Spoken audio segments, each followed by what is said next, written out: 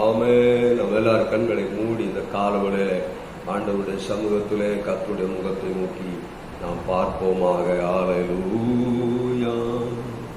நன்றி ஆவியானவரே, நாங்கள் உம்மை துதிக்கிறோம். இயேசுவே, நாங்கள் உம்மை துதிக்கிறோம்.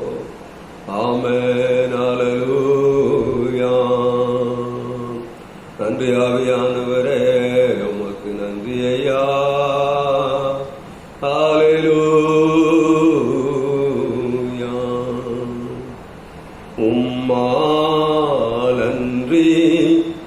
என்னாலாகும் என்று சொல்ல ஒன்றுமில்லை.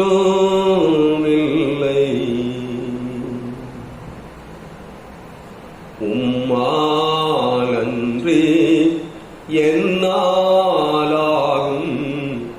என்று சொல்ல ஒன்றுமில்லை.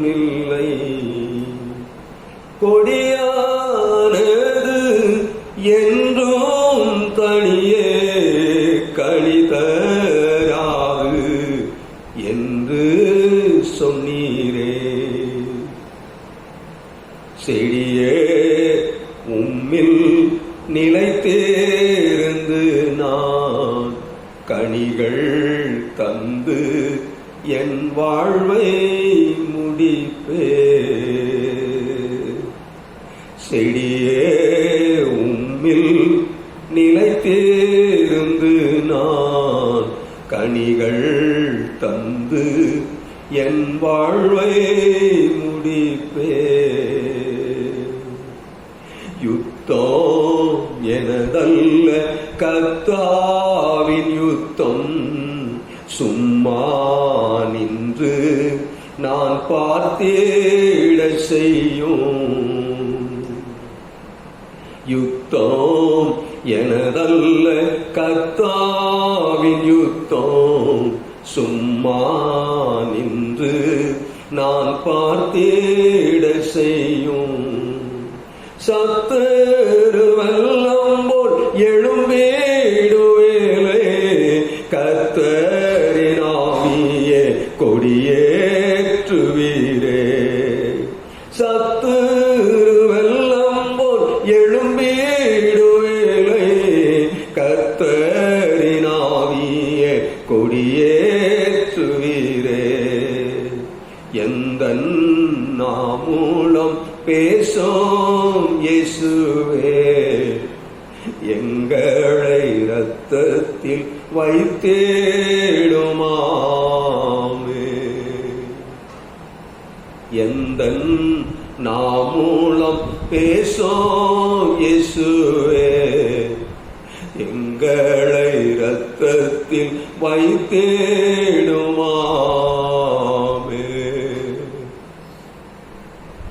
பலத்தினாலும் அல்ல,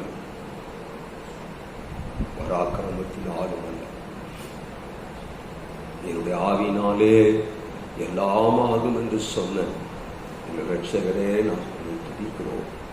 இது உங்களால் கூடாததுதான், தேவனாலே எல்லாம் கூடும் என்று சொன்ன இந்த வார்த்தைகளுக்காக நன்றி செலுத்துகிறோம். காலவெளியிலே நாம் உண்மையே நம்பி வந்திருக்கிறோம். உடைய முகத்தை மாத்திரம் நோக்கி பார்க்கும்படியாக வந்திருக்கிறோம். ஆண்டவரே, இந்த முகத்தின் பிரகாசத்தை நீர் எங்கள் மேல் வீச பண்ணும்படி நாங்கள் செபிக்கிறோம். இந்த முகத்தின் பிரசன்னத்தை எங்கள் மேல் வைக்கும்படி நாங்கள் செபிக்கிறோம். ஆரம்பம் முதல் முடி மட்டுமா தேவன் பொறுப்பெடுத்து நடத்த தடைகளெல்லாம் நீக்கி போடும். இந்த வார்த்தைகளை கேட்கிற, பாடங்களை கேட்கிற ஒவ்வொருவரையும் ஆசீர்வதி. இந்த குடும்பங்களிலே தேவ பிரசன்னம், தேவனுடைய மகிமை, தேவனுடைய ஆண்டவரே பிரசன்னம் இறங்கி வரும்படி நாங்கள் செபிக்கிறோம். கர்த்தர் ஆசீர்வதி தொடர்ந்து நடத்தும். இயேசுவின் நாமத்தில் செபிக்கிறோம் எங்கள் ஜீவனுடைய நல்ல பிதாவே, ஆமென். கர்த்தருடைய நாமம் மகிமைப்படுவதாக இந்த காலங்களில உங்கள் யாவரையும் ஆண்டவராகிய இயேசு கிறிஸ்துவின் நாமத்தினாலே நான் ஒரு விசை மனதார வாழ்த்தி ஆசீர்வதிக்கிறேன். கர்த்தர் உங்களை ஆசீர்வதிப்பாராக. நீ எவர்களை ஆசீர்வதிப்பாயோ நான் அவர்களை ஆசீர்வதிப்பேன் என்று சொன்ன இயேசு கிறிஸ்துவின் நாமத்தினாலே நான் உங்களை வாழ்த்தி ஆசீர்வதிக்கிறேன். கர்த்தர் உங்களை ஆசீர்வதிப்பாராக. குணமாய்க்கிற ஒரு சில பாடல்களை பாடி கர்த்தருடைய நாமத்தை மகிமைப்படுத்தலாம். முதலாவது பாடல் தேவனுக்கே மகிமை என்கிற பாடலை நாம் எல்லாரும் சேர்ந்து பாடி கர்த்தருடைய நாமத்தை மகிமைப்படுத்தலாம். தேவனுக்கே மகிமை, தெய்வத்திற்கே மகிமை, என்னை தேடி வந்து மீட்டவரே தினமும் மக்கே மகிமை, என்னை தேடி வந்து மீட்டவரே தினமும் மக்கே மகிமை. ஐயா வாழ்க வாழ்க, உம் நாமம் வாழ்க. ஐயா வாழ்க வாழ்க, உம் நாமம் வாழ்க. உன்னதத்தில் தேவனுக்கு மகிமை உண்டாகட்டும். உன்னதத்தில் தேவனுக்கு மகிமை உண்டாகட்டும். இந்த பூமியிலே சமாதானமும் பிரியமும் உண்டாகட்டும். இந்த பூமியிலே சமாதானமும் பிரியமும் உண்டாகட்டும். ஐயா வாழ்க வாழ்க, உம் நாமம். ஐயா வாழ்க வாழ்க, உம் நாமம் வாழ்க. செவிகளை நீ திறந்து விட்டு செய்வோம் உம் சித்தம். செவிகளை நீ திறந்து விட்டு செய்வோம் உம் சித்தம். இந்த பூமிதனிலே உம் விருப்பம் பூரணமாகட்டுமே. இந்த பூமிதனிலே உம் விருப்பம் பூரணமாகட்டுமே. ஐயா வாழ்க வாழ்க, உம் நாமம் வாழ்க. ஐயா வாழ்க வாழ்க, உம் நாமம் வாழ்க. எளிமையான எங்களையே என்றும் நினைப்பவரே,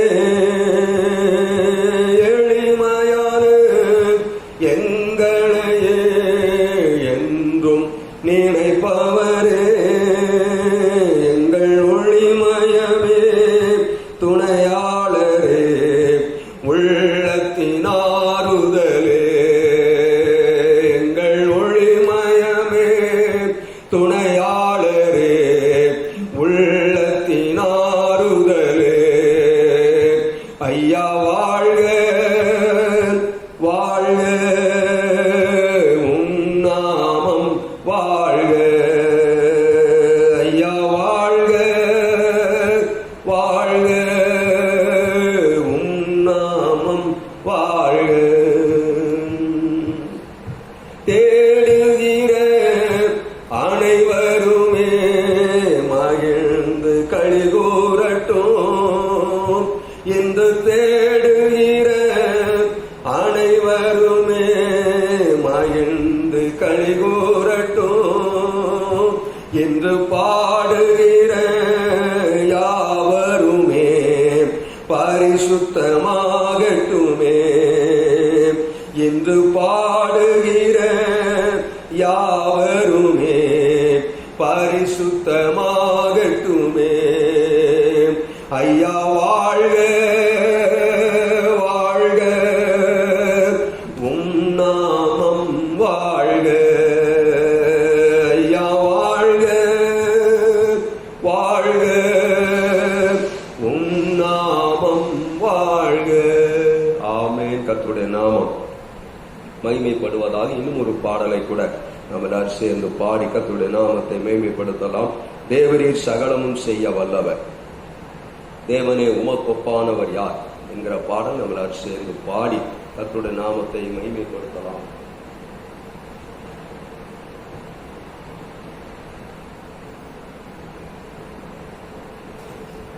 தேவரீர் நீ சகலமும் செய்ய வல்லவர், தேவனே உமக்கொப்பான தேவன் யாம். தேவரீர் நீ சகலமும் செய்ய வல்லவர், தேவனே உமக்கொப்பான தேவன் யாம். நீ செய்ய நினைத்தது நிறைவேறும், நீ செய்வதை தடுப்பவன் யாராமே. நீ செய்ய நினைத்தது நிறைவேறும், நீ செய்வதை தடுப்பவன் யார். தேவரே நீ சகலமும் செய்ய வல்லவர், தேவனே உமக்கொப்பான தேவன் யார். தேவரே நீ சகலமும் செய்ய வல்லவர், தேவனே உமக்கொப்பான தேவன் யார். தரிசனம் தந்தவர் நீரல்லவோ, தவறாமல் நிறைவேற்றி முடிப்பீராமே. தரிசனம் தந்தவர் நீரல்லவோ, தவறாமல் நிறைவேற்றி முடிப்பீரே. தேவரே நீ சகலமும் செய்ய வல்லவர், தேவனே உமக்கொப்பான தேவன் யார். சவால்கள் என்றும் ஜெயித்திடுவே, சர்வ வல்லவர் நீதாரே. சவால்கள் என்றும் ஜெயித்திடுவே, சர்வ வல்லவர் நீதாரே. தேவரே நீ சகலமும் செய்ய வல்லவர், தேவனே உமக்கொப்பான தேவன் யார். தேவரே நீ சகலமும் செய்ய வல்லவர், தேவனே உமக்கொப்பான தேவன் யார். ஆமென். தேவரே சகலமும் செய்ய வல்லவர், தேவனே உமக்கொப்பான தேவன் யார் என்று சொல்லி வேதத்தில் வாசிக்கிறோம். நம்முடைய தேவனுக்கு ஒப்பானவர் ஒருவரும் இல்லை. உயரே வானத்திலும் தாழ பூமியிலும் அவருடைய நாமமே அல்லாமல் வேறொரு நாமம் ரட்சிக்கப்படுவதற்கு கொடுக்கப்படவில்லை. ஆகவே கர்த்தருடைய நாமம் உயர்ந்தது. வேதம் சொல்லுகிறது அவர் சேனைகளின் கர்த்தர் என்று சொல்லி, வேதம் சொல்லுகிறது அவர் நம்மை ரட்சிக்க வந்த நாமம் என்று சொல்லி வேதம் சொல்லுகிறது. வேதம் சொல்லுகிற எல்லா முழங்கால்களையும் முடங்க பண்ணுகிற நாமமாம் இயேசு என்கிற நாமம் என்று சொல்லி வேதம் சொல்லுகிறது. அந்த நல்ல நாமத்தை நாம் உயர்த்தி பாட கர்த்தர் அந்த காலோடு நமக்கு கிருபை தந்திருக்கிறபடினாலே கர்த்தருடைய நாமத்தை மகிமைப்படுத்துவோம். ஹல்லேலூயா. இன்னும் ஒரு பாடல் நம்ம சேர்ந்து பாடி கர்த்தருடைய நாமத்தை மகிமைப்படுத்தலாம். பரலோகமே உம்மை துதிப்பதா, கர்த்தாவே அங்கே வாழ்கிறீர். உம் ஆலயத்தில் உம்மை துதிக்கிறோ, கர்த்தாவே எழுந்தருளும். சொல்லுமா, பரலோகத்துல 24 மூப்பர்களும் 4 மிருக ஜீவன்களும் சேனைகளின் கர்த்தர் பரிசுத்தர் பரிசுத்தர் பரிசுத்தர் என்று ஓயாமல் துதிக்கிற துதியின் நடுவிலே அவர் வாசம் பண்ணுகிறார் என்று சொல்லி வேதத்திலே வாசிக்கிறோம்.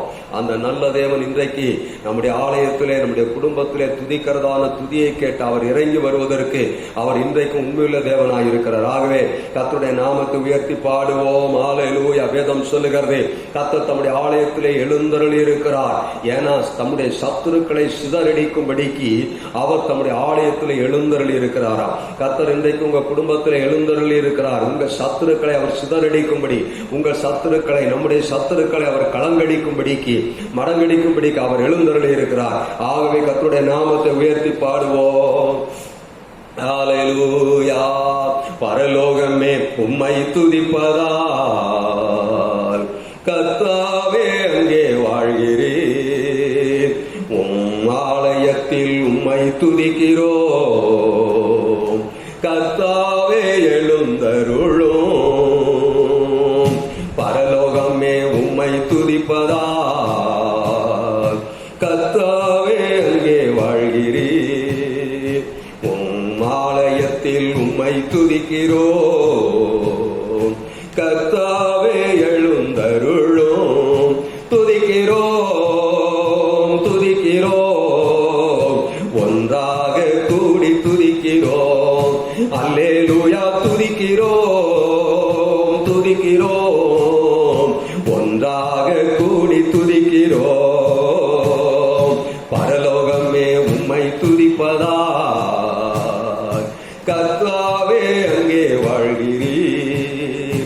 உம் ஆலயத்தில் உம்மை துதிக்கிறோம். கர்த்தாவே எழுந்தருளும்.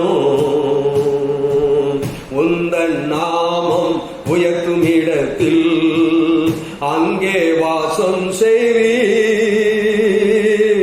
உந்தன் நாமம் உயர்த்தும் இடத்தில் அங்கே வாசம் செய்வீர். துதிக்கிறோம் துதிக்கிறோம், ஒன்றாக கூடி துதிக்கிறோம். அல்லேலூயா. துதிக்கிறோம் துதிக்கிறோம், ஒன்றாக கூடி துதிக்கிறோம். ஓம் பரலோகமே உம்மை துதிப்பதான் கர்த்தாவே அங்கே வாழ்கிறேன். உம் ஆலயத்தில் உம்மை துதிக்கிறோம். கர்த்தாவே எழுந்தருளும்.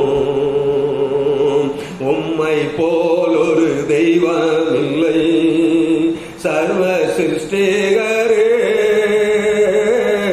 உம்மை போல் ஒரு தெய்வமில்லை சர்வ சிருஷ்டிகரே. துதிக்கிறோம் துதிக்கிறோம், ஒன்றாக கூடி துதிக்கிறோம். அல்லேலூயா. துதிக்கிறோம் துதிக்கிறோம், ஒன்றாக கூடி துதிக்கிறோம். பரலோகமே உம்மை துதிப்பதால் கர்த்தாவே அங்கே வாழ்கிறீர். உம் ஆலயத்தில் உம்மை துதிக்கிறோம். கர்த்தாவே எழுந்தருளும். துதியும் கனமும் மகிமையெல்லாம் உமக்கே செலுத்துகிறோம். துதியும் கனமும் மகிமையெல்லாம் உமக்கே செலுத்துகிறோம். துதிக்கிறோம் துதிக்கிறோம், ஒன்றாக கூடி துதிக்கிறோம். அல்லேலூயா. துதிக்கிறோம் துதிக்கிறோம், ஒன்றாக கூடி துதிக்கிறோம். ஓ பரலோகமே உம்மை துதிப்பதான் கர்த்தாவே அங்கே வாழ்கிறேன். உம் ஆலயத்தில் உம்மை துதிக்கிறோம். கர்த்தாவே எழுந்தருளும். பரலோகமே உம்மை துதிப்பதான் கர்த்தாவே அங்கே வாழ்கிறேன். உம் ஆலயத்தில் உம்மை துதிக்கிறோம். கர்த்தாவே எழுந்தருளும். ஹல்லேலூயா. கண்களை மூடி ஹல்லேலூயா. ஓரி பாலா ஷாகராதா நம நம. ஹல்லேலூயா. தகப்பனே நாங்கள் உம்மை துதிக்கிறோம். நம்பத்தக்க தகப்பனே, இந்த காலங்களில் நாங்கள் உம்மை நம்பி வந்திருக்கிறோம். ஹல்லேலூயா. ராம ல ஷகதரவா. உம்மையே நம்பி இருக்கிறோம் கர்த்தாவே, உம்மையே நம்பி இருக்கிறோம் என்று சொல்லி வாசிக்கிறது போல இந்த காலங்களில் நாங்கள் உம்மையே நம்பி வந்திருக்கிறோம். உம்மையே நம்பி வந்திருக்கிறோம். உம்மை நம்பி வந்த ஒருவரை வெட்கப்படாதபடி காக்கிற தேவன். ஆண்டவரே, உடைய முகத்தை நோக்கி பார்த்த ஒருவருடைய முகத்தையும் வெட்கமடையாதபடி செய்கிற தேவனே, இந்த காலவழியில் உம்முடைய முகத்தை நோக்கி பார்க்கிறோம்.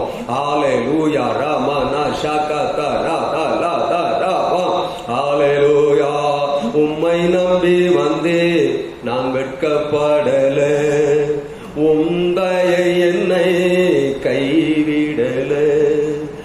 உம்மை நம்பி வந்தேன் நான் வெட்கப்படல, தயை என்னை கைவிடல வேறுமையா.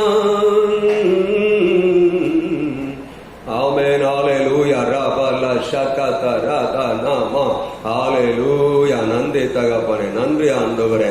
இயேசுவே சகல அதிகாரம் படைத்தவரே, நேற்றும் இன்றும் என்றும் மாறாதவரே, நித்தியமானவரே. ஹalleluya காபர ஷகமனா காத ரக பரோஷித ரத லவ தினாமா தர தரவ ஹalleluya ஹalleluya. நன்றி ஆவியானவரே.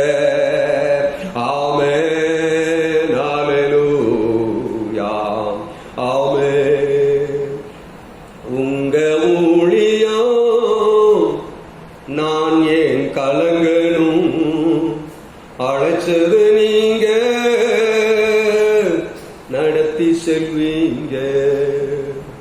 உங்க ஊழியம் நான் ஏன் கலங்கணும், அழைச்சது நீங்க நடத்தி செல்வீங்க. திட்டங்கள் தருபவரும் நீதானையா, செயல்படுத்தி மகிழ்பவரும் நீதானையா. திட்டங்கள் தருபவரும் நீதானையா, செயல்படுத்தி மகிழ்பவரும் நீதானையா. எஜமானனே என்றாஜனே, எஜமானனே என்றாஜனே. எஜமான நீர் இருக்க வேலைக்காரனுக்கு ஏன் கவலை, என் எஜமான நீர் இருக்க வேலைக்காரனுக்கு ஏன் கவலை. உங்க ஊழியம் நான் ஏன் கலங்கணும், அழைச்சது நீங்க நடத்தி செல்வீங்க. உங்க ஊழியம் நான் ஏன் கலங்கணும், அழைச்சது நீங்க நடத்தி செல்வீங்க.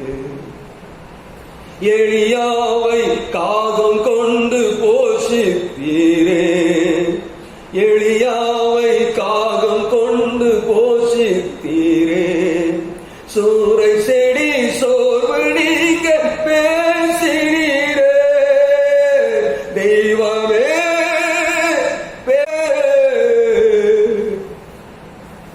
தெய்வமே பேசும் தெய்வமே. எளியாவின் தேவன் இருக்க எதுவும் என்னை அசைப்பதில்லை. எளியாவின் தேவன் இருக்க எதுவும் என்னை அசைப்பதில்லை. உங்க ஊழியம் நான் ஏன் கலங்கணும், என்னை அழைச்சது நீங்க நடத்தி செல்வீங்க. உங்க ஊழியம் நான் ஏன் கலங்கணும், அழைச்சது நீங்க நடத்தி செல்வீங்க. என்னை அழைத்தவரே, என்னை முன்குறித்தவரே, இந்த ஊழியத்தை தந்தவரே, நாங்கள் உங்களை துதிக்கிறோம். இந்த ஊழியம் உம்முடையது ஆண்டவரே. இந்த ஜனங்கள் உம்முடையவர்கள், நாங்கள் உம்முடையவர்கள், நான் உம்முடையவன் ஆண்டவரே. ஒரு நாள் உங்களை கைவிடாத தேவன், ஒரு நாள் உங்களை கைவிடாத, ஒரு நாள் உங்களை விட்டு விலகாதவன் நீர் ஆண்டவரே. தகப்பனே, ஊழியம் உம்முடையது, சபை உம்முடையது,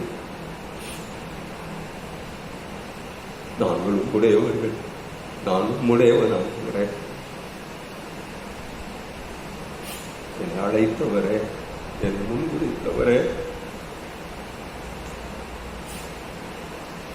கால்வழிக்காய் நன்றி செலுத்துகிறோம், நன்றி செலுத்துகிறோம், நன்றி செலுத்துகிறோம்.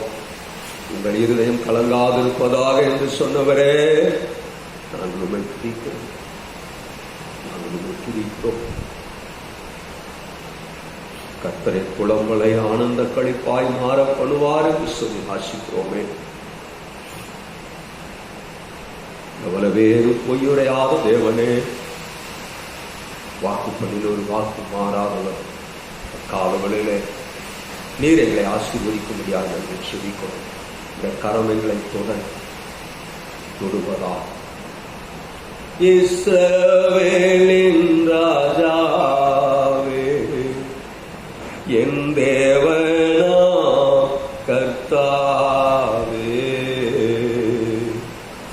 இஸ்ரவேலின் ராஜாவே, என் தேவனா கர்த்தாவே, நான் உம்மை வாழ்த்துகிறேன்,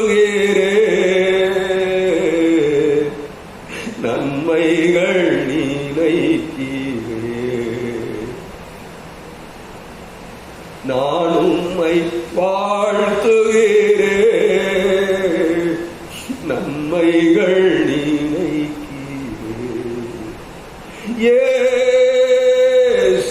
இயேசுவே, இயேசுவே, நன்றி நன்றி ராஜா.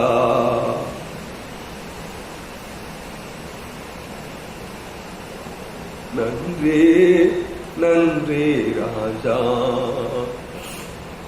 அளவில்லா அன்பிற்காக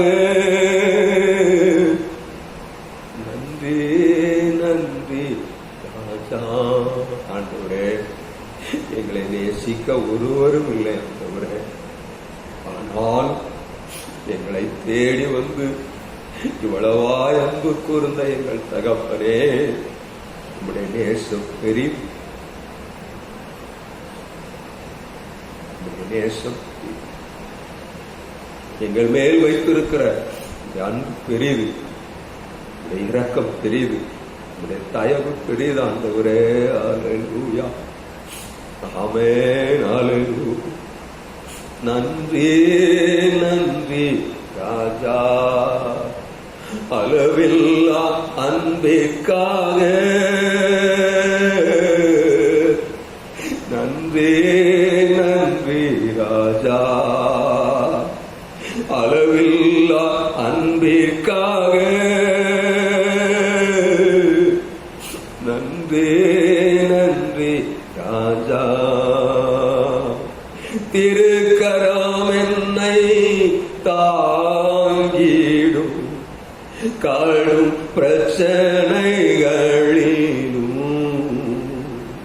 திருக்கரம் என்னை தாங்கிடும் கடும் பிரச்சனைகளிலும், முன்னேறி செல்வதற்கு பலத்தை தந்ததற்கா இயேசுவே, இயேசுவே, நன்றி நன்றி ராஜா. அளவில்லா அன்பிற்காக நன்றி நன்றி ராஜா. ஆண்டவரே, வேதம் இப்படியாய் சொல்லுகிறது, உன் சத்துருக்களுக்கு முன்பதாக உனக்கு ஒரு பந்தியை ஆயத்தப்படுத்தி உன் தலையை எண்ணெயால் அபிஷேகம் பண்ணுவேன், உன் பாத்திரம் நிரம்பி வழியும் என்று சொல்லி சொல்கிற வார்த்தைகளுக்காய் நாங்கள் உமக்கு நன்றி செலுத்துகிறோம். கர்த்தர் என்னை மேய்ப்பராயிருக்கிறார், நான் தாழ்ச்சி அடையேன். அவர் என்னை புல்லுள்ள இடங்களில் மேய்த்து அமர்ந்த தண்ணீரண்டையிலே கொண்டு போய்விடுகிறார் என்று சொன்ன மாறாத வார்த்தைகளுக்காய் நன்றி செலுத்துகிறோம். எங்களை எதிர்க்கிறவர்களுக்கு முன்பதாக, எங்களை துன்பப்படுத்துகிறவர்களுக்கு முன்பதாக, எங்கள் தலையை உயர்த்தி வைத்திருக்கிற எங்கள் நல்ல தேவனே, இந்த காலவேளையிலே நாங்கள் உம்மை ஆராதிக்கிறோம். ஹல்லேலூயா. ஆமென். நன்றி நன்றி ராஜா, அளவில்லா அன்பிற்காக நன்றி நன்றி ராஜா. எதிர்க்கிறவர் முன்னிலையில், தள்ளினவர் மத்தியில், எதிர்க்கிறவர் முன்னிலையில், தள்ளினவர் மத்தியில், பந்தே ஆயத்தப்படுத்தி அன்பாக கணம் பண்ணி எங்களை கணம் பண்ணினவரே, எங்களுக்கு எந்த ஒரு பந்தியை ஆயத்தப்படுத்தி எங்களை கணம் பண்ணினவரே, பந்தி ஆயத்தப்படுத்தி அன்பாக கணம் பண்ணி இயேசுவே இயேசுவே நன்றி நன்றி ராஜாவே, அளவில்லா அன்பிற்காக நன்றி நன்றி ராஜா. ஆண்டவரே, இந்த கனமும் மேன்மையும் யாரால வந்தது? நீர் எங்களுக்கு தந்தது ஆண்டவரே, நீர் எங்களுக்கு தந்தது. எல்லாம் உம்மாலே வந்தது, எல்லாம் உம்மாலே வந்தது. இந்த ஊழியம் உம்மாலே வந்தது. தேவ ஜனங்கள் நீர் தந்தவர்கள் ஆண்டவரே, இந்த ஆலயம் நீர் தந்தது, எங்களுடைய எல்லாம் நீர் தந்தது ஆண்டவரே. ஒரு நாளும் எங்களை ஒன்றில வெட்கப்படுத்தாதபடி, குறையில்லாதபடி நடத்தி வந்தது உங்க கிருபை ஆண்டவரே. மாறாதவுடைய கிருபைக்காய் நாங்கள் உங்களை துதிக்கிறோம். நாங்க என்ன செய்தோம்? ஏன் ஆண்டவரே எங்களை நம்பி நீ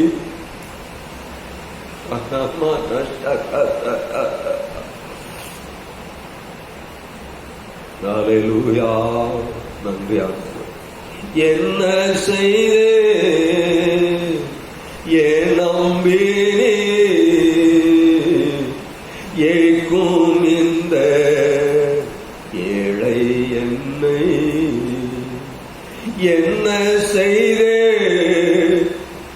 ஏன் நம்பினே ஏக்கும் இந்த ஏழை என்னை. ஆண்டவரே, நாங்கள் என்ன செய்தோம்? ஏன் எங்களை இன்னும் நம்புகிறேன்? தகப்பனே, எங்களை நம்புகிறவரே, எங்களை அர்ப்பணிக்கிறோம். இந்த காலங்களில எங்களை நம்பி தந்தோடைய பணியிலே நாங்கள் நம்பிக்கையுள்ளவர்களாய் இருக்கும்படிக்கு, எங்களுக்கு நம்பி தந்த ஊழியத்திலே கடைசி வரைக்கும் நாங்கள் உண்மையில் அவர்களாய் இருக்கும்படிக்கு எங்களை நம்பி அழைத்தபடி அழைப்பில் எங்கள் சிவனுள்ள நாளெல்லாம் உண்மையாய் இருக்கும்படிக்கு உடைய ஆலயத்திலே நாட்டப்பட்டவர்களாய் ஆண்டவரே, உடைய வருகை வரைக்கும் மரணம் உண்டுமே, ஆனால் மரணம் வரைக்கும் நாங்கள் நிலைத்திருக்க எங்களுக்கு உதவி செய்யும்படி நாங்கள் செபிக்கிறோம். எங்களுடைய பலத்தினால் அல்ல ஆண்டவரே, பராக்கிரமத்தினால் அல்ல, உம்முடைய கிருபையினாலே எல்லாமா, கிருபையினால் எல்லாம் எங்களை நடத்தும், எங்களை நடத்தும். இதுவரைக்கு நடத்தி வந்த தேவன் இன்னமும் நடத்த நீர் வல்லமுள்ளவராயிருக்கிறேன். இந்த கரங்களிலே கொடுக்கிறேன். நீதியான நேரம் முழுதுமாய் நீர் பொறுப்பெடுத்து நடத்தும். எங்களை ஆசீர்வதியும் கனப்படும். இந்த வார்த்தைகளை கேட்கிற மற்றவர் ஒவ்வொருவரையும் நீர் ஆசீர்வதிக்கும்படி செய்வீர்கள். தடைகளை நீக்கி போகும். இயேசுவின் நாமத்தில் செபிக்கிறோம் ஜீவனுள்ள நல்ல பிதாவே. ஆமென். கர்த்தருடைய நாமம் மகிமைப்படுவதாக. இந்த காலவெளியிலே வார்த்தைகளை கேட்டுக் கொண்டிருக்கிற உங்கள் யாவரையும் ஆண்டவராகிய இயேசுவின் நாமத்தினாலே நான் வாழ்த்தி ஆசீர்வதிக்கிறேன். கர்த்தர் உங்களை ஆசீர்வதிப்பாரார். கர்த்தர் நம்மை நம்பி அழைத்திருக்கிறார். கர்த்தர் நம்மை நம்பி நாம் உண்மையுள்ளவர்களாய் இருப்போம் என்று நம்பி ஆண்டவர் நம்மை ஆலயத்திலே நாட்டி இருக்கிறார்.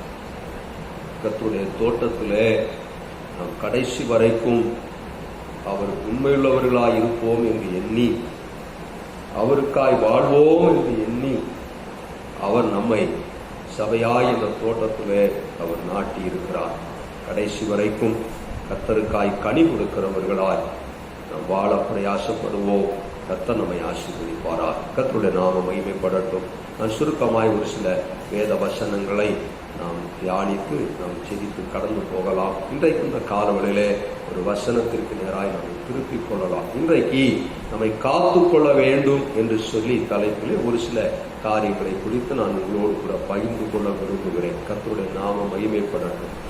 காத்து கொள்ள வேண்டியது ரொம்ப அவசியம். நம்முடைய இருதயத்தை, நம்முடைய சரீரத்தை, நம்முடைய ஆத்மாவை, நம்முடைய ஆவியை, நம்முடைய எல்லாவற்றையும் தேவனுக்குள்ளாய் கரைப்படாமல் காத்து கொள்ள வேண்டியது மிகவும் ரொம்ப முக்கியமான ஒன்று. ஒரு சில இதையெல்லாம் காத்துக்கொள்ள வேண்டும் என்று சொல்லி ஒரு சில காரியங்களை நான் வேகமாய் உள்ளோடு சொல்லி கடந்து போக விரும்புகிறேன். ஒரு வசனத்தை நாம் வாசிக்கலாம். மத்தேயு எழுதின சுவிசேஷம் 16ஆம் அத்தியாயம் 26வது வசனத்தை வாசிக்கும் போது வேதம் இப்படியாய் சொல்லுகிறது. மத்தேயு எழுதின சுவிசேஷம் 16ஆம் அத்தியாயம் 26வது வசனத்தை வாசிக்கும் போது வேதம் இப்படியாய் சொல்லுகிறது. மனுஷன் உலகம் முழுவதையும் ஆதாயப்படுத்திக் கொண்டாலும் தன் ஜீவனை நஷ்டப்படுத்தினால் அவனுக்கு லாபம் என்ன?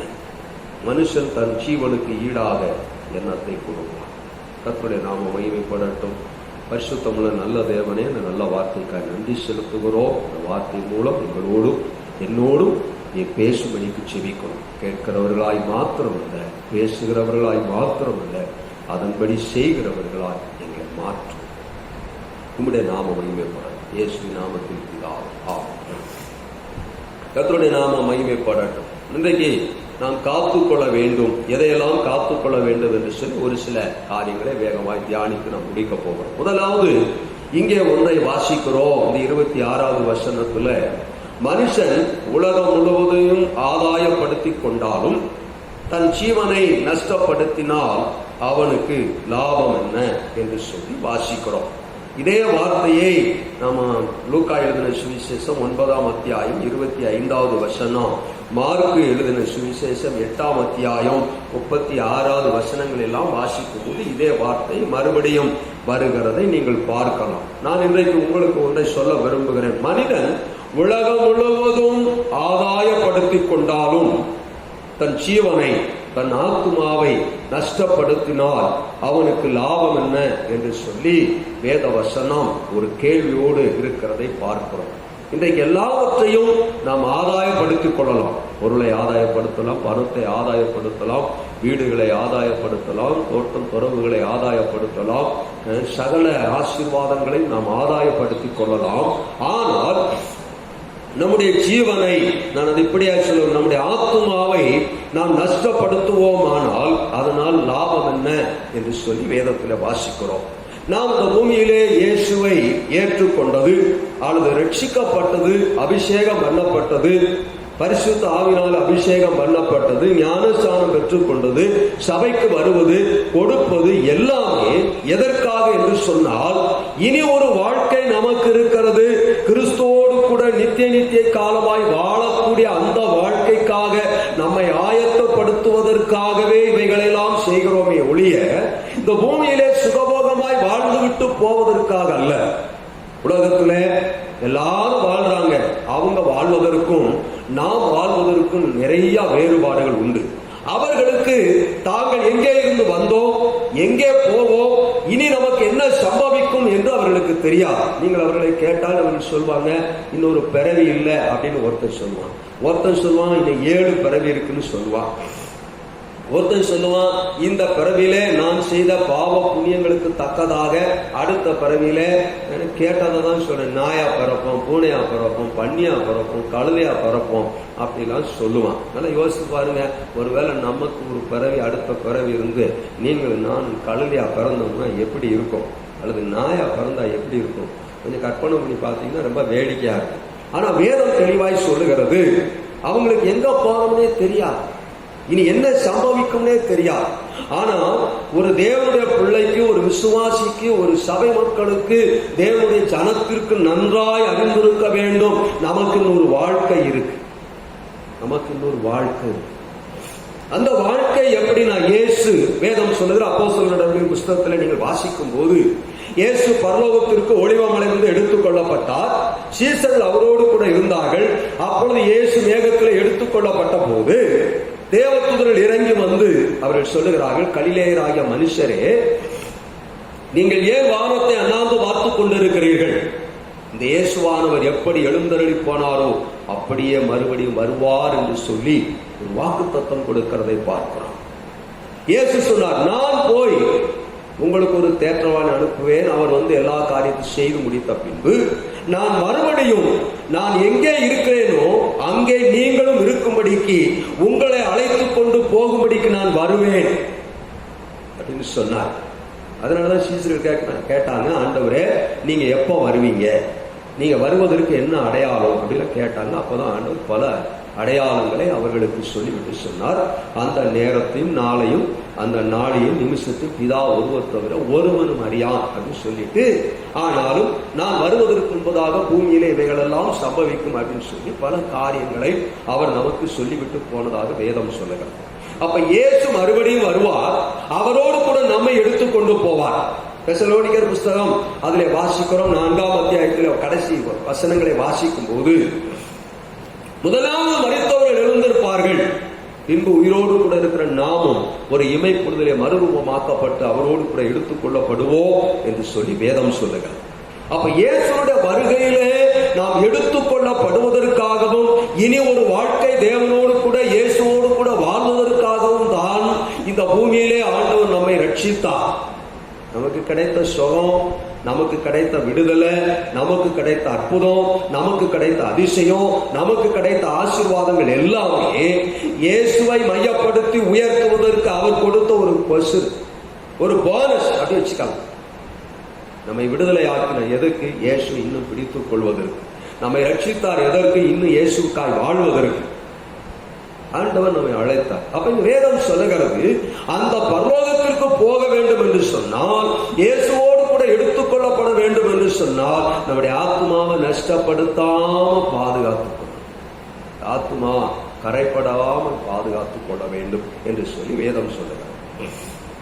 லூக்கா எழுதின விசேஷம் 12ஆம் அத்தியாயத்திலே 16-20 வசனங்களை வாசிக்கும் போது அங்கே வேதம் சொல்லுகிறது, ஒரு ஐஸ்வர்யவானை குறித்து வேதம் சொல்லுகிறது. இந்த ஐஸ்வர்யவான் அந்த வருஷத்திலே விதை விதைத்தான், ஏராளமான தானியங்கள் விளைந்தது.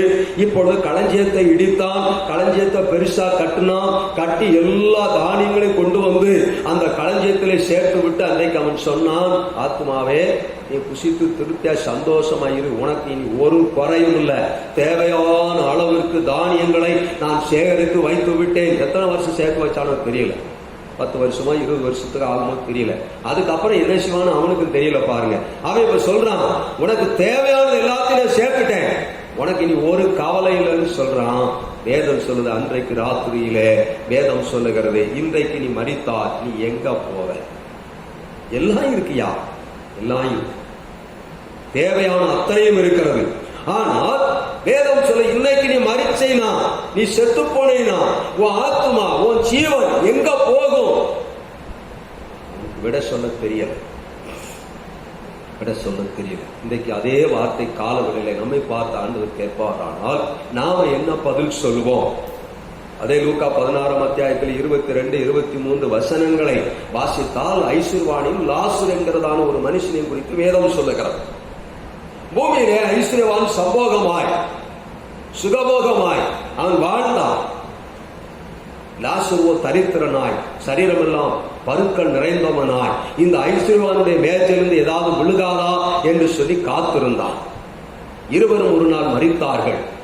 வேதம் சொல்லுகிறது, ஐஸ்வர்யவான் நரகத்திற்கும் லாசரு ஆபிரகாமுடைய மடியிலே கொண்டு போய் வைக்கப்பட்டார்கள் என்று சொல்லி வேதம் சொல்லுகிறது. இந்த பூமியிலே ஐஸ்வர்யவான் தன் ஆத்துமாவை தனக்குரிய எல்லாவற்றையும் சுகபோகமாய் அனுபவிக்க அவன் அறிந்திருந்தான். பரலோகத்திற்கு போக வேண்டும், தன் ஆத்துமாவை நஷ்டப்படுத்தாமல் தேவனிடத்தில் போக வேண்டும் என்பதை அவன் அறியவில்லை. லாசருவோ பூமியிலே மிகவும் வருத்தப்படுத்தப்பட்டான், கஷ்டப்பட்டான், பட்டினி கிடந்தான், எல்லா பசியோடு இருந்தான். ஆனால் தன்னுடைய ஆத்துமா பரலோகத்திற்கு போக வேண்டும் என்பதிலே அவன் விழிப்பாயிருந்தான் என்று சொல்லி நான் உங்களுக்கு சொல்றேன். அப்ப முதலாவது நம்முடைய ஆத்துமாவை நஷ்டப்படுத்தாமல் காத்துக்கொள்ள வேண்டியது ரொம்ப ரொம்ப முக்கியம்.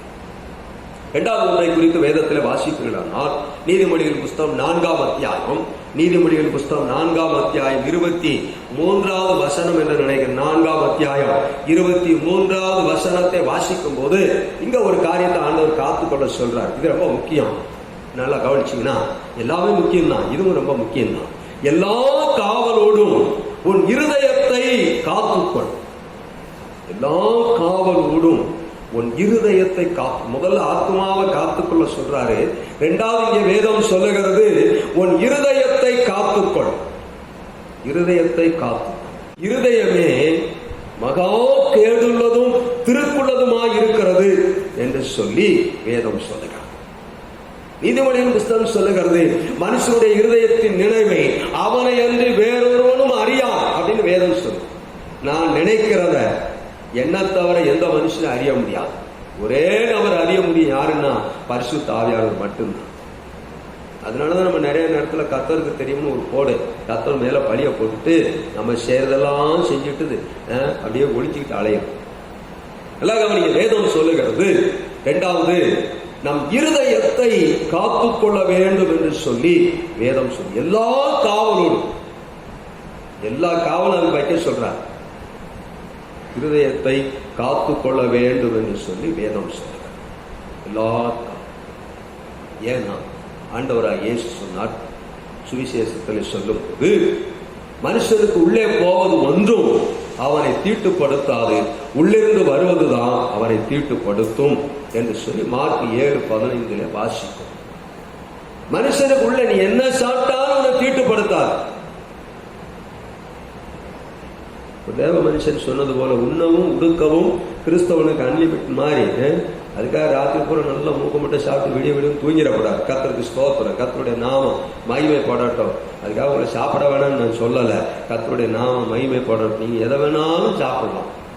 நான் இதை தான் சாப்பிடுவேன், அதை தான் சாப்பிட மாட்டேன். சாப்பிட்றவனை பார்த்து சாப்பிடாதே குறை சொல்லவும் வேணாம், சாப்பிடாதவனை பார்த்து சாப்பிடணும் அர்த்தமா என்னவும் வேணாம். ஆனா வேதம் சொல்லுது, அவன் எதை வேணாலும் சாப்பிடலாம். கர்த்தருடைய நாமம் மகிமைப்படட்டும். உங்களுடைய திராணிக்கு தக்க எதை வேணாலும் சாப்பிடலாம். ஆனா சாப்பிடுகிற ஒன்றும் நம்மை தீட்டுப்படுத்தாதுன்னு சொல்றார். உள்ளே போவது ஒன்றும் நம்மை தீட்டுப்படுத்தாது. ஆனால் உள்ளிருந்து புறப்படுகிறவைகளோ ஒரு மனுஷனை தீட்டுப்படுத்தும். உள்ள இருந்துதான் விபச்சாரம், வேசித்தனம், காய்மகாரம், எரிச்சல், பொறாமை எல்லாமே உள்ளிருந்து புறப்படுகிறதாக நம்முடைய ஆண்டவராகிய இயேசு சொல்லுகிறதை பார்க்கிறோம். அப்ப நம்முடைய இருதயத்தை ரொம்ப பாதுகாப்பா காத்துக்கணும். நம்முடைய இருதயத்தின் நினைவு வேதம் சொல்லுகிறது. ஆதியாகம புத்தகத்துல வாசிக்கும் போது அவனுடைய நினைவுகள் நித்தமும் பொல்லாங்காயிருக்கிறது என்று சொல்லி ஆண்டவர் சொல்றார். நித்தமும் தினமும் பொல்லாங்காயிருக்குன்னு சொல்றார். நம்முடைய இருதயம் எப்படி இருக்கிறது என்று சொல்லி இந்த காலங்களிலே நாம் கொஞ்சம் நிதானித்து பார்ப்போமானால் அது நமக்கு மிகவும் ஆசீர்வாதமாக இருக்கும். நம்ம வாழ்க்கையை எப்பயும் நம்முடைய இருதயத்தை சுத்தமா வைத்துக் கொள்ளணும். இருதயத்தை எப்பயும் பாதுகாத்துக் கொள்ளும். இந்த இருதயத்துலதான் அசுத்த எண்ணங்கள் தோன்றுகிறது. இந்த இருதயத்துலதான் ஒரு காரியத்தை செய்யும்படிக்கு நம்மை உத்வேகப்படுத்துகிறது, உற்சாகப்படுத்துகிறது, அல்லது நம்மை அதை வேகப்படுத்துகிறதை பார்க்கிறோம். மனுஷில ஓடிக்கிட்டே இருக்குன்னு சொல்லுவாங்க, என் நினைவை விட்டு மாற மாட்டேங்குதியான்னு சொல்லுவாங்க. அப்ப நம்முடைய இருதயத்தை காத்துக்கொள்ள வேண்டும். ஒரு காரியத்தை பேசுவதற்கு முன்பதாகவோ, சொல்வதற்கு முன்பதாகவோ, செய்வதற்கு முன்பதாகவோ நம்முடைய இருதயத்தை ஆண்டவருக்கு நேராக திருப்பிக்கிறணும். ஆண்டவரே, நான் நினைக்கிறது சரியா? நான் சொல்றது சரியா? ஒருவேளை தப்பி தவிர சொல்லிட்டா கூட ஆண்டவர்கிட்ட போய் கேட்கணும், ஆண்டவரை அப்படி சொல்லிட்டேன். எத்தனை பேர் அப்படி செய்யறமோ செய்யல தெரியல, தெரிஞ்சோ தெரியாமலோ சொல்லிட்டேன், எனக்கு சரியா தப்பான்னு தெரியலன்னு கேட்டீங்கன்னா அவர் சொல்லுவார், சரி தப்புன்னு சொல்லுவார். சரி, நம்முடைய காரியத்துக்கு வரும். நம்முடைய இருதயத்தை காத்து கொள்ள வேண்டும். இருதயத்தை காத்து கொள்ள வேண்டும்.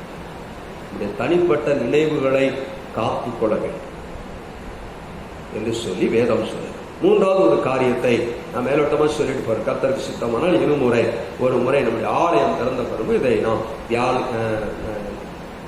விரிவாக தியானிக்கலாம். இன்னொரு காரியத்தை நாம் பார்க்கலாம். மூன்றாவது எதை காத்துக்கொள்ள வேண்டும் என்று சொன்னால் வேதம் சொல்கிறது, யாக்கோபின் புஸ்தகம் 1ஆம் அத்தியாயம், யாக்கோபின் புஸ்தகம் 1ஆம் அத்தியாயத்திலே 27வது வசனத்தை வாசிக்கும் போது வேதம் இப்படியாய் சொல்லுகிறது. யாக்கோபு எழுதின நிருபம் 1ஆம் அத்தியாயத்தை வாசிக்கும் போது வேதம் இப்படியாய் சொல்லுகிறது. திருப்பிக் கொள்ளுங்கள், கர்த்தருடைய நாமம் மகிமைப்படுவதாக. யாக்கோபின் புஸ்தகம் 1ஆம் அத்தியாயம் 27வது வசனம் இப்படியாய் சொல்லுகிறது. திக்கற்ற பிள்ளைகளும் விதவைகளும் படுகிற உபத்திரவத்திலே அவர்களை விசாரிக்கிறதும் உலகத்தால் கரைபடாதபடிக்கு தன்னை காத்து கொள்ளுகிறதுமே பிதாவாகிய தேவனுக்கு முன்பதாக மாசில்லாத சுத்தமான பக்தியாயிருக்கிறது என்று சொல்லுகிறார். இங்க சொல்றார், உலகத்தால் கரைபடாத படிக்கு. மனதும் கரைப்படும், இருதயமும் கரைப்படும், சிந்தையும் கரைப்படும். ஆனா நான் இதை எப்படி சொல்ல விரும்புகிறேன்னா, உங்க சரீரத்தை கரைப்படுத்த விடாதபடி காத்து கொள்ள வேண்டியது ரொம்ப ரொம்ப அவசியம். இந்த இருதயத்தை காக்கல அப்படின்னா, இந்த ஆத்மாவை காக்கல அப்படின்னா, இந்த இருதயத்தை, நினைவுகளை, சிந்தனையை சிறகடித்து பறக்க விட்டா நம்முடைய சரீரம் நம்ம சொல்லாமே கரைப்படுத்தப்படக்கூடிய ஒரு சூழலுக்கு தள்ளப்பட்டு விடும் அல்லது கொண்டு வந்து நிறுத்திவிடும். ஆகவே முதல்ல இருதயத்தை காத்து கொள்ளணும். ஒரு பரிசுத்தவன் சொன்னார், முதல் பார்வை தவிர்க்க முடியாது, 2வது பார்த்து தான் உனக்கு ஆபத்துன்னு சொன்னார். எல்லா பரிசுத்தவான்களுக்கும் ஒரு வேளை டக்குன்னு ஒரு சிந்தை தோன்றி மறையும். ஆனா அவைகளை மறுபடி நினைத்தார், மறுபடி சிந்தித்தார், அது எல்லாத்தையும் கரைப்படுத்தார். சரி, இங்கே சொல்லுகிறார், உலகத்தால் உங்களை கரைப்படுத்தாதபடிக்கு அப்படின்னு ஒரு வார்த்தையை அங்கே எழுதுகிறார். நான் அது என்ன சொல்றேன்னா, உங்க சரீரத்தை கரைப்படுத்தாமல் நீங்கள் பாதுகாத்துக் கொள்ள வேண்டும் என்று சொல்லி நான் உங்களுக்கு சொல்ல விரும்புகிறேன். ரோமர் 12ஆம் அத்தியாயம் 1 வசனத்தை நீங்கள் வாசித்தால் வேதம் சொல்லுது. நீங்க அதை கொஞ்சம் நல்லா கவனிச்சு வாசித்தீங்கன்னா, ரோமர் எழுதின நிருபம் 12ஆம் அத்தியாயம் 1 வசனத்தை நீங்கள் வாசிக்கும் போது வேதம் இப்படியாய் சொல்லுகிறது. என்ன சொல்றது வாசித்து பாருங்க. அப்படி இருக்க சகோதரர் 12:1, ரோமர் 12:1 சொல்லுகிறது, அப்படி இருக்க சகோதரரே, நீங்கள் உங்கள் சரீரங்களை பரிசுத்தமும் தேவனுக்கு பிரியமுமான ஜீவ பலியாக ஒப்பு கொடுக்க வேண்டும் என்று தேவனுடைய இரக்கங்களை முன்னிட்டு உங்களை வேண்டிக் கொள்ளுகிறேன். இதுவே நீங்கள் செய்யத்தக்க புத்தியுள்ள ஆராதனை அப்படின்னு பவுல் எழுதுகிறார். ரோமாபுரியில் இருந்த சபைக்கு எழுதும் போது அவர் இப்படி சொல்றார், நீங்க செய்யற ஒரு ஆராதனை புத்தியுள்ள ஆராதனை அப்படின்னா அதற்கு என்ன அடையாளம்னா, உங்கள் சரீரத்தை கரை, திரை, பிழை முதலானவைகள் இல்லாமல் பரிசுத்தமாய் காத்துக் கொள்வதே நீங்கள் தேவனுக்கு செய்கிற புத்தியுள்ள ஆராதனை அப்படின்னு எழுதுறார். கர்த்தருடைய நாமம் மகிமைப்படட்டும். அப்ப நம்முடைய சரீரத்தை பாதுகாத்துக் கொள்ள வேண்டும். இந்த சரீரம் கர்த்தருடைய ஆலயம். வேதம் சொல்லுகிறது, 1 கொரிந்தியர் புஸ்தகத்திலே வாசிக்கும் போது 3ஆம் அத்தியாயம் 16-17 வசனம், எல்லாம் தெரிந்த வசனம். வேதம் சொல்லுகிறது, நீங்களே தேவனுடைய ஆலயமாய் இருக்கிறீர்கள், ஒருவன் இந்த ஆலயத்தை கெடுத்தார் தேவன் அவனை கெடுத்து போடுவார் என்று சொல்லி வேதம் சொல்லுகிறது. நம்ம சொல்றோம், அவன் என்ன கெடுத்துட்டான், இவன் என்ன கெடுத்துட்டான், அவங்களை நம்பி மோசம் போனேன், இவங்களை நம்பி மோசம் போனேன் அப்படின்னு சொல்றோம். ஆனா வேதம் சொல்லுது, இந்த ஆலயத்தை, இந்த சரீரத்தை நீ கெடுத்தீனா அவர் ஒன்ன கெடுத்து போடுவாரு அவரே சொல்றார். இந்த வசனம் அதான் சொல்லு, நீங்களே தேவனுடைய ஆலயமா இருக்கிறீர்கள். தேவனுடைய ஆலயத்துல யார் இருப்பா? தேவனுடைய ஆலயத்துல கர்த்தராகிய தேவன் வாசம் பண்ணுவார். தேவனுடைய ஆலயத்துல தேவன் வாசம் பண்ணுவார். தேவனுடைய ஆலயத்துல பரிசுத்த ஆவியானவர் வாசம் பண்ணுவார். இந்த ஆலயம் பரிசுத்த ஆவியானவர் தங்குகிற ஆலயம். அப்போஸ்தலனாகிய பவுல் சொல்லும்போது சொல்றாரு, நீங்கள் உங்கள் இருதயங்களிலே பெற்றதும் உங்கள் இருதயங்களிலே தங்கி இருக்கிறதுமான அந்த பரிசுத்த ஆவியானவர் குறிப்பிடுறார். அப்ப நம்முடைய இருதயத்துல பரிசுத்த ஆவியானவர் வாசம் பண்ணுகிறார், இந்த சரீரத்திலே பரிசுத்த ஆவியானவர் வாசம் பண்ணுகிறார் என்று சொல்வோமானால், நாம் அறிந்திருப்போமானால், இந்த சரீரத்தை உச்சந்தலையிலிருந்து உள்ளங்கால் வரைக்கும் கிறிஸ்துவுடைய சரீரமாய் காத்துக் கொள்ள வேண்டும். அதே பவுல் சொல்லும்போது சொல்லுகிறார், கிறிஸ்து என்னும் ஒரே கற்புடைய ஒரே புருஷனுக்கு உங்களை கன்னியை மனவாட்டியாகிய கன்னிகையாக ஒப்புவிக்கிறேன்கிறார். கற்புள்ள கன்னிகையாக கிறிஸ்து என்கிற மணவாளனுக்கு சபையாகிய உங்களை கற்புள்ள கன்னிகையாக ஒப்புவிக்கிறார், மனவாட்டியா. அப்ப நம்முடைய சரீரத்தை நாம் மிகவும் முக்கியமாய் காத்துக் கொள்ள வேண்டும். இந்த சரீரம் கர்த்தருக்குரியது. நீங்கள் கணவன் மனைவியாக இருப்பீர்களானால் இந்த சரீரம் உங்கள் கணவனுக்கும் இந்த சரீரம் உங்கள் மனைவிக்கும் தவிர வேறொருவருக்கும் உரியதல்ல. நீங்கள் வாலிப பிள்ளைகளாக இருந்தால் நீங்கள் திருமணம் ஆகும் வரைக்கும் இந்த சரீரம் கர்த்தருக்கும் அதற்கு அடுத்து என் கணவனுக்கும் என் மனைவிக்கும் மட்டுமே உரியது என்று சொல்லி அறிந்திருக்க வேண்டும். அதன்படி வாழ கற்றுக்கொள்ள வேண்டும். இன்றைக்கு சரீரத்தை விட்டுவிட்டு சரீரத்தை கரைப்படுத்த விட்டுவிட்டு தன் வாழ்க்கையில் பெற்றுக்கொண்ட சகல ஆசீர்வாதங்களையும் கிருபைகளையும் வரங்களையும் இழந்து போனவர்கள் ஏராளம் உண்டு. ஒரு நல்ல உதாரணம், நியாயாதிபதி புஸ்தகத்துல சிம்சோனை குறித்து வாசிக்கிறோம். சிம்சோன் அழைத்த அழைப்பு வேற, சிம்சோனுடைய அழைப்பு வேற, சிம்சோனுடைய அபிஷேகம் வேற, சிம்சோனுடைய முன்குறித்தல் வேற, சிம்சோனுடைய தெரிவு வேற. தாய் கருவுல உருவாகலைங்க. கர்த்தர் சொல்றாரு, உனக்கு ஒரு குமாரனை கொடுப்பேன்னு சொன்னாரு. அவனுக்கு பேர் என்னன்னு தெரியாது, சிம்சோனு பேர் வைன்னு சொன்னாரு. அவனை எப்படி வளர்க்கணும்னு தெரியாது. இன்னும் கருவே கூடல, தாயும் தகப்பனும் கூடல, கரு உண்டாகல. ஆனா கர்த்தர் சொல்றாரு பாருங்க, உனக்கு ஒரு குமாரனை தருவேங்கிறாரு. அவனுக்கு இன்னும் பேரை வைக்கணும்னு சொல்றாரு. அவனை இப்படி வளர்க்கணும்னு சொல்றாரு.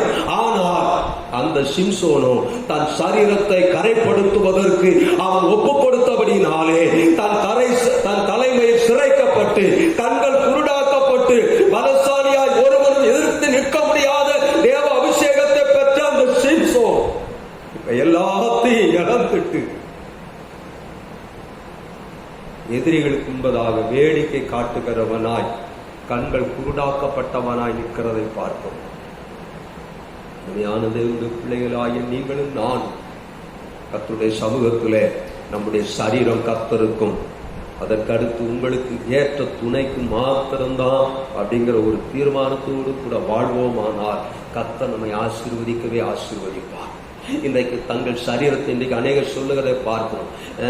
சில ஒரு முறை நாங்கள் ஒருவரை சந்திக்கும் போது அவங்க சொன்னாங்க, என் இருதயம் எங்க வீட்டுக்காருக்கு தான், சரீரம் யாருக்குரியது? பதில் சொல்ல முடியல. இந்த சௌரி சொல்ற, என் இருதயம் கர்த்தருக்கு தான், சாரி என் இருதயம் வீட்டுக்காரருக்கு தான், சரீரத்தை யாருக்குமா கொடுத்திருக்கிறார்? பதில் சொல்ல முடியவில்லை. இன்றைக்கு அப்படி ஏராளமான மக்கள் குருட்டாட்டத்திலே வாழ்கிறதை பார்க்கிறோம். என்ன செய்யறோம்னே தெரியல. ஆனா வேதம் தெளிவாய் சொல்லுகிறது, இந்த சரீரம் முதல்ல கர்த்தருக்குரியது, கர்த்தர் வாசம் பண்ணுகிற சரீரம். இரண்டாவது உங்களுக்கு ஏற்ற துணை ஆண்டவர் கொடுத்திருக்கிறாரே, அந்த துணைக்கு மாத்திரம்தான் சொந்தமானது. எபேசியர் புஸ்தகத்துல நீங்கள் வாசிக்கிறனால் வேதம் அதை தான் சொல்லுகிறார். ஆகவே நீங்கள் நன்றாய் அறிந்து வைத்திருக்க வேண்டும். இந்த சரீரத்தை ஒரு நாள் கரைப்படுத்த விடக்கூடாது என்று சொல்லி வேதம் சொல்லுகிறது. ரோமர் 13:14 சொல்லுகிறது, துர் இச்சைகளுக்கு, துர் ஆசைகளுக்கு, துர்ச்சிந்தனைகளுக்கு, துர்காரியங்களுக்கு இந்த சரீரத்தை, இந்த உடலை பேணாமல் இருங்கள் என்று சொல்லி வேதம் சொல்லுகிறது. அப்போஸ்தலனாகிய பவுல் சொல்றாரு, 1 கொரிந்தியர் 6:12 வசனத்திலே வாசிக்கும் போது சொல்றாரு, எல்லாவற்றையும் அனுபவிக்க எனக்கு அதிகாரம் உண்டு, ஆனால் எல்லாம் எனக்கு தகுதியாகிறார். அல்ல, ஒரு காரியத்தை நான் சொல்ல விரும்புறேன், எல்லாத்தையும் என் சரீரத்தில் அனுபவிக்க எனக்கு அதிகாரம் இருக்கு, ஆனா எல்லாம் எனக்கு தகுதியாகிறார். ஏனெனில் இந்த சரீரத்திலே பரிசுத்த ஆவியானவர் இருக்கிறார், என்னோடு கூட கர்த்தர் இருக்கிறார், என் மேல் கர்த்தர் இருக்கிறார். இந்த சரீரம் கர்த்தருக்குரியது என்பதை, இந்த ஆவி ஆத்மா சரீரம் கர்த்தருக்குரியது என்பதை அப்போஸ்தலனாகிய பவுல் சரியாய் அறிந்திருந்தான். அதனால அவன் சொல்றான் பாருங்க, என்னை ஆட்கொண்டவரும் நான் தொழுது சேவிக்கிறவரும் ஆகிய கர்த்தருடைய தூதனானவர் இந்த ராத்திரி வேளையிலே எனக்கு தரிசனமாகி பவுலே பிடங்குள் என்று சொன்னதாக அவன் சொல்லுகிறதை அப்போஸ்தலர் நடவடிக்கையின் புஸ்தகத்தில் வாசிக்கிறோம். வேதம் சொல்லுகிறது, உங்கள் சரீரம் பரிசுத்த ஆவியானவரை பெற்றும் அவர் தங்கி இருப்பதுமான என்று சொல்லி வேதத்தில் வாசிக்கிறோம். ஒரு நாள் இந்த சரீரத்தை கரைப்படுத்த விடாமல் காத்து கொள்ள வேண்டியது நமக்கு ரொம்ப ரொம்ப முக்கியம். கரைப்படுத்த விடாமல் இந்த சரீரத்தை ஒரு நாளும் தீட்டுப்படுத்த விடாமல் காத்து கொள்ள வேண்டும் என்று சொல்லி வேதம் சொல்லுங்கள். இன்னொரு 2 காரியத்தை சொல்லிட்டு முடிக்கிற மேலோட்டமா 2 தீமோத்தேயு புத்தகம் 4ஆம் அத்தியாயம் 7வது வசனம் சொல்லுது, பவுல் சொல்றார், நல்ல போராட்டத்தை போராடினேன், என் ஓட்டத்தை முடித்தேன், என் விசுவாசத்தை காத்துக்கொண்டேன். விசுவாசத்தை காத்து கொள்ள வேண்டும் என்று சொல்லி வேதம் சொல்லுங்க. விசுவாசம், சரீரம் என்று சொன்னால் அது இப்படிப்பட சொல்ல, பரிசுத்தத்தை காத்து கொள்ள வேண்டும். சரீர பரிசுத்தம், சரீரம் தான் ரொம்ப முக்கியம். பரிசுத்த வாழ்க்கை காத்து கொள்ள வேண்டும். சரி, 3வது 4வது ஒரு காரியத்தை வாசிக்கிறோம். விசுவாசத்தை காத்து கொண்டேங்க, நல்ல போராட்டத்தை போராடினேன், விசுவாசத்தை ஓட்டத்தை முடித்தேன், விசுவாசத்தை காத்துக்கொண்டேன். பவுல் சொல்றாரு, நான் நல்லா வாழ்ந்தேன், நல்லா சந்தோஷமா இருந்தேன், என் ஓட்டத்தை முடிச்சேன், என் விசுவாசத்தை காத்துக்கொண்டேன்னு அவர் சொல்லல. அவர் சொல்றல, தலைவலி வந்தா இயேசுநாரை தேடி எனக்கு ஒன்னும் ஆகலையா, காய்ச்சல் வந்தா இயேசுநாரை தேட எனக்கு ஒன்னும் ஆகலை, அப்படியே சொல்லிட்டே உட்கார்ந்து இருக்கிறவே. பவுல் சொல்றா, நீங்க அப்போஸ்தலர் நடவடிக்கை புத்தகத்தை எடுத்து வீட்டுல போய் உட்கார்ந்து வாசித்து பாருங்க. 1 கொரிந்தியர் 2 கொரிந்தியர் வாசித்து பாருங்க. பவுலுடைய பாடுகளை குறித்து அங்கே எழுதப்பட்டிருக்கிற நீங்கள் பார்க்கலாம். கர்த்தருடைய நாம மகிமைப்படட்டும். அவர் சொல்றாரு, அத்தனை பாடுகளையும் சகித்த பவுல் சொல்றாரு, நல்ல போராட்டம், சுகமா இருந்தேன்னு சொல்லல, போராட்டத்தை போராடினேன். போராட்டத்தை அவர் நல்ல போராட்டம்னு சொல்றார். ஒரு முறை என் சரீரத்தில் ஒரு முள் கொடுக்கப்பட்டது, அது என்னை விட்டு நீங்க வேண்டும் என்று 3 தடவை நான் வேண்டிக் கொண்டேன். அவர் சொன்னாரு, என் கிருபை உனக்கு போதும்பான்னு சொன்னாரு. அதுக்கப்புறம் அவன் சிரித்ததாக வேதத்தில் இல்லை. ஏதோ ஒரு பாடம் அந்த சரீரத்துல, அதை தாங்கி கொண்டுதான் அவன் ஓடினான். போரிடமெல்லாம் அடி, போரிடமெல்லாம் கல்லெறியப்பட்டான், போரிடமெல்லாம் கப்பற்சேர், போராடமெல்லாம் பட்டினி, போராடமெல்லாம் நிர்வாகம், போராடமெல்லாம் பசி, இத்தனை போராட்டங்களையும் போராடிய பவுல் சொல்றாரு, நான் என் ஓட்டத்தை முடிச்சிட்டேன்பா, என் விசுவாசத்தை, என்னை அழைத்தவரும் என்னை முன்குறித்தவரும், அவர் எனக்கு என்ன சொன்னாரோ, எதை செய்ய சொன்னாரோ, எப்படி வாழ சொன்னாரோ, அப்படியே நான் ஓடி என் ஓட்டத்தை முடிச்சுட்டேன். என் நம்பிக்கை, விசுவாசத்தை, அவர் மேல் இருக்கிற அந்த விசுவாசத்தை குறைய விடாமல் காத்து கொண்டேன்னு சொன்ன. நம்முடைய விசுவாசம் எப்படி இருக்கிறது? ஆசீர்வாதம் கிடைச்சிட்டா, அற்புதம் நடந்துட்டா, அல்லேலூயா தான், ஸ்தோத்திரம் தான், துதி தான், பாட்டு தான், நடனம் தான், எல்லாம் நடக்குது. ஒரு சோர்வு, ஒரு பலவீனம், ஒரு வியாதி, ஒரு பற்றாக்குறை, ஒரு நெருக்கடி, ஒரு பிரச்சனை வந்துருச்சுன்னா எல்லாம் மாறி போய் விடுகிறது. அது இல்ல கிறிஸ்தவ வாழ்க்கை. போராட்டத்துல ஆண்டவருக்காய் நிக்கிறதாங்க கிறிஸ்தவ வாழ்க்கை. அவன் இங்கே வாசிக்கிறோம், விசுவாசத்தை காத்து கொள்ள வேண்டும் என்று சொல்லி வேதம் சொல்லுகிறார். ரோமர் 1:8 வாசிக்கிறோம், உங்கள் விசுவாசம் உலக பிரசித்தி பெற்றதுன்னு ரோமாபுரியருக்கு எழுதும் போது அவன் எழுதுகிறான். அந்த விசுவாசம் நமக்குள்ள வரணும். தீமோத்தேயு குறித்து அவன் சொல்லும் போது சொல்லுகிறான், உனக்குள்ள இருக்கிற விசுவாசம் முந்தி உங்க அம்மாட்ட இருந்துச்சு, அதுக்கு முன்னாடி உங்க பாட்டி கிட்ட இருந்துச்சு, உங்க பாட்டி கிட்ட அந்த விசுவாசம் உங்க அம்மாவுக்கு வந்துச்சு, உங்க அம்மாட்ட அந்த விசுவாசம் உனக்குள்ள வந்தது. இன்னைக்கு நம்மளை பார்த்து அப்படி சொல்ல முடியுமா? உனக்குள்ள இருந்த விசுவாசம் பிள்ளைகளுக்குள்ள இருக்குன்னு. இன்னைக்கு நமக்கு நம்ம பிள்ளைகளுக்கு சம்மந்தமே இல்லாம இருக்கு. நமக்கு நம்ம பிள்ளைகளுக்கு சம்மந்தமே இல்லாம இருக்கு. வேதம் சொல்லுகிறது, அந்த விசுவாசத்தை காத்து கொள்ள வேண்டும் என்று சொல்லி வேதம் கடைசியாக ஒன்றை சொல்லுகிறேன், நீங்கள் பெற்றுக்கொண்ட அபிஷேகத்தை காத்து கொள்ளுங்கள். இந்த அபிஷேகம் தான் அந்நிய முகத்தை முறிக்கும். இந்த அபிஷேகம் தான் உங்களை உலகத்தில் ஜெயிக்க வைக்கும். இந்த அபிஷேகம் தான் பாவத்தை மேற்கொள்ள வைக்கும். இந்த அபிஷேகம் தான் உங்களை பரிசுத்தமாய் வாழ வைக்கும். இந்த அபிஷேகம் தான் உங்களை கிறிஸ்துவுக்காய் கற்புள்ள ஒரு கன்னிகையாய் மாற்றி வைக்கும். வரங்கள் அப்புறம் வரும், வல்லமை அதெல்லாம் அபிஷேகம் தருகிறது. ஆனால் அதை காட்டிலும் முக்கியமானது என்னன்னா, கிறிஸ்துவுக்காய் கனி கொடுக்கிறவர்களாய் வாழ வைப்பது இந்த அபிஷேகமே. ஆண்டவர் இயேசு சொல்லும்போது சொன்னார், கடைசி நாட்களில் அநேகர் வந்து, கர்த்தாவே கர்த்தாவே, உம்முடைய நாமத்தினாலே நாங்கள் அற்புதம் செய்தோம், உம்முடைய நாமத்தினாலே அதிசயம் செய்தோம், உம்முடைய நாமத்தினாலே பிசாசுகளை துரத்தினோம், உம்முடைய நாமத்தினாலே பெரிய பெரிய காரியங்கள் எல்லாம் செய்தோம் என்று சொல்வார்கள். அவர்களை பார்த்து ஆண்டவர் சொல்வாராம், அக்கிரம செய்கைக்காரன். அவன் செஞ்சது என்னங்க அக்கிரமமா? பேய ஓட்டுனது அக்கிரமமா? நோயை சுகமாக்குனது அக்கிரமமா? செத்தவனை உயிரோடு எழுப்புனது அக்கிரமமா? ஜெபத்தினால மழையை அறிவிக்க பண்ணுவது அக்கிரமமா? நன்மை செய்தது அக்கிரமமா? ஆனா கனிகள் இல்லை அவனிடத்துல. அதனால ஆண்டவர் அந்த வார்த்தையை கடினமாய் சொல்லுகிறார், அக்கிரம செய்கைக்காரரே என்னை விட்டு அகன்று போங்கள், உங்களை நான் அறியேன்னு சொல்றார். வரம் இல்ல, கவனிங்க, வரம் பூமியிலே இயேசுடைய நாமத்தை உயர்த்துவதற்கும் நம்மை ஆசீர்வதிப்பதற்கும் பயன்படும். ஆனால் கனிகள் பரலோகத்திற்கு கொண்டு போவதற்கு நம்மை ஆயத்தப்படுத்தும். வரங்கள் ஒரு நாளும் நம்மை பரலோகத்துக்கு கொண்டு செல்லாது, ஆனால் கனிகள் பரலோகத்துக்கு கொண்டு செல்லும். நல்ல உதாரணம் அப்போஸ்தலர் 10ஆம் அதிகாரத்தில் வாசித்தீங்கன்னா, கொர்நேலியை குறித்து வாசிக்கலாம். ஒன்றை மட்டும் சொல்லி முடிக்கிறேன். கொர்நேலியை குறித்து வாசிக்கலாம். கொர்நேலியை குறித்து வேதம் சொல்லுகிறது, அவன் இத்தாலியா பட்டாளத்துல ஒரு 100க்கு அதிபதி. அவன் செபிக்கிறவனாய் இருந்தான், தான தர்மம் பண்றவனாய் இருந்தான். நல்லா கவனிங்க, அவன் ஒரு யூதனா என்னன்னு தெரியல, யூதன் இல்ல, அவன் செபிக்கிறவனா இருந்தான், தான தர்மம் பண்றவனா இருந்தான். தான தர்மம் என்பது கொடுப்பது ஒரு கனி, ஆவியின் கனி. அது மட்டும்தான் சொல்ல விடுறேன். அப்ப அவன் தானம் தர்மம் பண்ணா, ஜெபம் பண்ணா. திடீரென்று ஒரு நாள் தேவதூதன் இறங்கி வந்து அவன் சொல்றான், கொர்நேலியே, உன் ஜெபங்களும் உன் தர்மங்களும் தேவ சமூகத்துல வந்து எட்டுச்சு. தேவ சமூகத்துல எட்டணும் அப்படின்னா தான தர்மங்கள் பண்ணும். அன்பு சகலத்தையும் தாங்கும். அன்பில்லாதவன் தேவனுடைய குமாரன் அல்ல, அப்படிலாம் வாசிக்கும். அப்ப அன்பு தேவனுடைய சாயலாய் மாற்றும். இந்த அன்புங்கிற கனி இருந்துச்சுன்னா நம்மளை பரலோகத்துக்கு நேரம் நம்மளை நடத்தும். அப்ப நம்முடைய வாழ்க்கையில இந்த அபிஷேகத்தை காத்துக்கொள்ள வேண்டியது ரொம்ப முக்கியம். இந்த அபிஷேகம் தான் நம்மளை சீர்படுத்தும். கர்த்தருடைய பரிசுத்த ஆவியானவர் மகிமைப்படுவாராக, இயேசு நாம மகிமைப்படுவதாக. இயேசு சொல்லும்போது சொன்னாரு, அவர் உங்களிடத்தில் வரும்போது சகல சத்தியத்துக்கும் உங்களை நடத்துவார், நீதியை குறித்தும் நியாயத்தை குறித்தும் உங்களை கண்டித்து உணர்த்துவார், பாவத்தை குறித்தும் அவர் கண்டித்து உணர்த்துவார் சொல்லு.